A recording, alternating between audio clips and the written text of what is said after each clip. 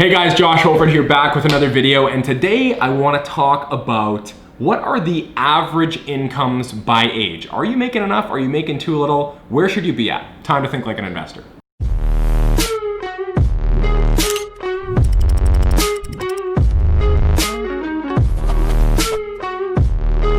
So in 2020, I think a lot of young people, me included, feel very disillusioned by the amount of people, it seems, are out there doing incredible things and making a ton of money. I go on Instagram, I go on social media, I go on YouTube, and all I see is people who are richer than me, they have bigger butts than me, they take nicer vacations than I do, and altogether it just seems like their life is stress-free, and I'm here grinding, trying to make stuff happen, and their life is just easy. So I think that this is a huge problem because it really allows you to get ahead of yourself. You can really start to see yourself as much lesser because everybody else's life seems so much better. But this is why I believe the statistics are useful. The statistics are useful so we can see, like, what are the actual numbers? What is it to be, you know, the medium or the 50th percentile income in your country or whatever it might be? What does it mean to be top 1%? And you can actually get a realistic view of where you stack up, because here's an interesting point, kind of a tangent. 100 years ago,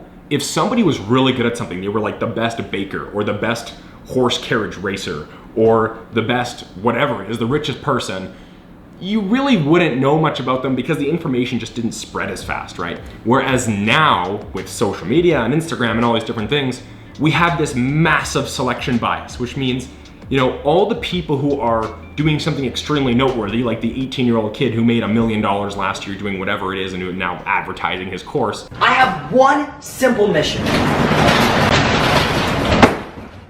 to change the world. Those people get the most attention because they have a remarkable story, and now they're just, via whatever social media algorithms and sharing and all this kind of thing, they're being shown to you nonstop. And all you're thinking is, okay, why am I not an 18-year-old millionaire? Everyone talks about it. Everyone comes up with ideas about how we can change the world. They talk about this, they get hyped up, but we are actually going to do it. Why doesn't everyone else become an 18 millionaire? Why is it just me that's not an 18-year-old millionaire? I have thought this a ton because I'm trying to build a business here, and that requires me, I meet with people and I drive around and I fly to different places and I'm always working, and I'm not an 18-year-old millionaire. Today I want to talk about what does it mean to be in a good financial position? What are the actual statistics on different incomes? So what I want to look at is, what is the 50th percentile income, or the average income at age 20, 30, 40, 50, and 60. And I also want to take a look at what's the 1%, right? What do you have to be, or how much income do you have to make to be in the top 1% across all those different ages? And I think you'll actually find the statistics remarkably interesting and remarkably noteworthy because they might be much different than what you actually think. Another reason I love to look at the statistics is because in most things in life, whether it's your fitness or, you know, some kind of sport or your marriage, whatever it might be, the success is known by everybody, right? Because if you are a very fit person, it comes across, your habits show. If you are still married, I mean, to some degree, it means that you're still married. If you're divorced, everyone can see that. Money is a game that you can kind of buy your own scoreboard. You can almost buy your own ability to be seen as successful. And you know what? I think it was a Nickelback video, or maybe Justin Timberlake, something that I'm pretty sure it was Nickelback. Look at this graph!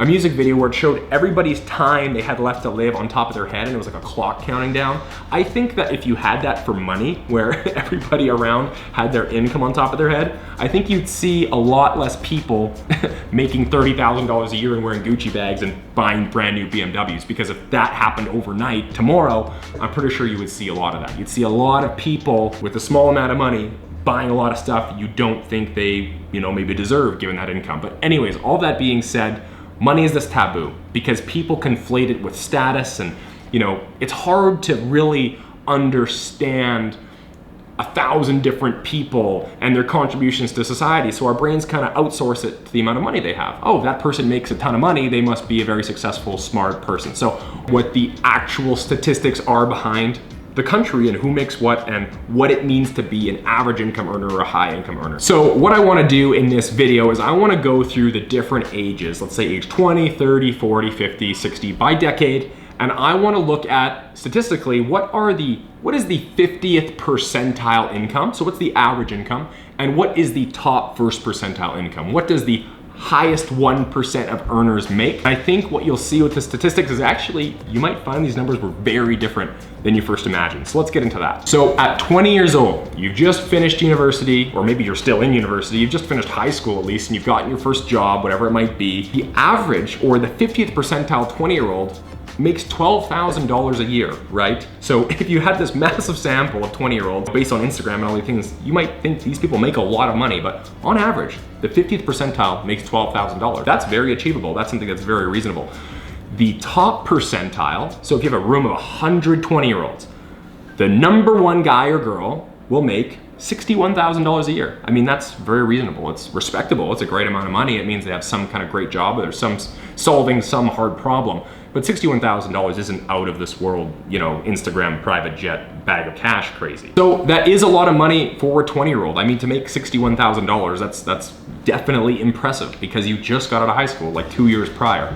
But anyways, so now you're working for many years, you're building up your career experience, you're fostering connections, right? You're building new connections in business, or you're getting raises, or you're getting new positions. People are starting to see that you actually have, you know, employment value. And as you get older and older through your 20s, you're accumulating all these different things that kind of push your career forward a little bit. And so the numbers change, right? When you get to age 30, when you have more career experience and all these sorts of things, the 50th percentile is obviously going to go up. So when you get to 30, the 50th percentile income is $39,000. And I mean, still achievable, right? Like $39,000 doesn't seem out of this world, but that's what the average 30-year-old makes. It's not some crazy number like $100,000 or $75,000. It's really just $40,000 if we think of it that way. But if we think about the top 1 percentile, room of 100, what's the top 1 30-year-old make? I mean, this is when things change, right? Because 30-year-olds are now, we're seeing people like doctors and dentists and lawyers who are actually fully in their craft. These high earning professionals who have been in school for the last decade are now hitting the statistics, right? So we do see at 30, the top 1% makes about $157,000 a year. And that's where the numbers start to get pretty impressive, right? Because $157,000, you know, anywhere in North America, you're living a pretty good life, right? But most of the career progression you experience is in your 30s. There's statistics on this. The most progression you're gonna find, the most upward mobility in your career comes after the age of 30. When you're in your 30s, you've been in your career for probably 10 or maybe 15 years already, and you're really starting to get the hang of things, and maybe you're moving up quite a bit, and maybe you're becoming a manager, or all these sorts of things. You're building these skills, and when you get to 40, you're almost gonna see your earnings begin to peak. Your earnings are really gonna come up on what they might be at their peak for the rest of your entire life. So at 40 we see, still though, the 50th percentile at 40 makes $48,000 a year. So that's what the average person makes, whereas now the top 1% at 40 is gonna make $256,000, $250,000, right? So now we see that top 1% really taking off. And I think this is one of the reasons why our culture is starting to have a bit of an argument about wealth inequality or income inequality, because you see the top 1% is growing quite fast while, you know, the median is growing at a slower rate. You're going through your 40s and now life is changing, right? You probably have kids at this point. You probably moved a couple times. This is the period of life where your career is really starting to mature, because by the time you hit 50, retirement's on the horizon, and you're thinking about when is it that I can be finished with working. And what we actually find is really interesting is the 50th percentile income for the first time starts to actually decline. When you hit 50, the average income starts to be less than the average income at 40. So now at 50, the 50th percentile income, the average income, is $47,000. That's $1,000 lower.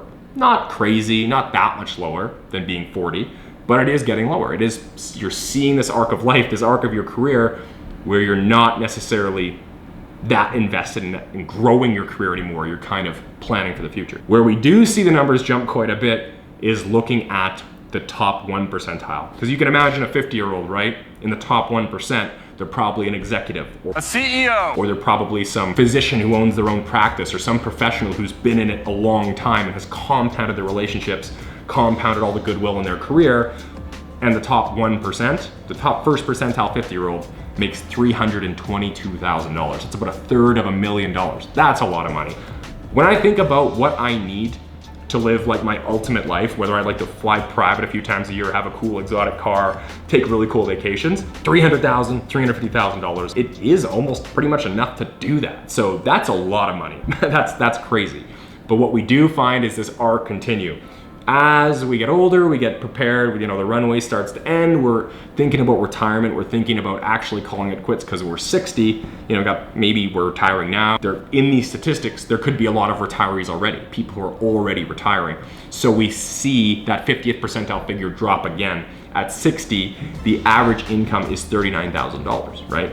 And the first percentile income is $301,000. So at 60, you see all of the different levels of income start to come down. What we see is that 40 to 50 is really the peak earning years for the average person, for most people. Anyways, guys, all of this to say, I'm hoping you're seeing some patterns here and some things we can learn from. And I think the first things first is, there's a huge difference between young people and old people and how much they make, right? As you go through your life, you're gonna accumulate so much more career experience and connections and job offers and opportunities that are gonna allow you to kind of find out who you really are and what career is best for you and where you might get the best, time for money. There's a lot of debate amongst people about, okay, there's this certain section of our economy or this certain piece of our population who's making astronomically higher amounts of money than everyone else. Well, the reality is, they're mostly just older. It's a lot of people who have spent their time putting in the hours, putting in the work, and have built something up. So if you're 20 years old, 25 years old, and you're upset that you're not some millionaire or some very, very successful business person like you see all over the tabloids and on Instagram, a lot of that is just due to the fact you haven't had the time. You haven't had the time to really accumulate that goodwill in your career. So that's something to really think about. The real value is that you should be looking at these numbers and thinking to yourself, okay, am I in a career that's rewarding, where I'm playing a positive sum game and it's benefiting society, and where I'm making a good amount of money relative to the rest of the economy? If that's true, keep doing what you're doing. That's fantastic. Now, if you're in a job where, hey, you're top 1 percentile earner, and you just find that you hate your work, and maybe your work is zero sum and it feels like you're not really contributing, and you really have to assess whether you think the amount of money you're making is good for maybe the energy your work is sucking from you. If you think you're playing a negative sum game, you're in a job that's maybe detracting from society, or you feel like you're not making positive impacts on the people around you in your community, then there's probably no amount of money that's worth it. But anyways, guys, thank you so much for spending your time watching this video. If you enjoyed it, hit that thumbs up, hit subscribe, turn on post notifications for more videos just like this one every single week. Until next time.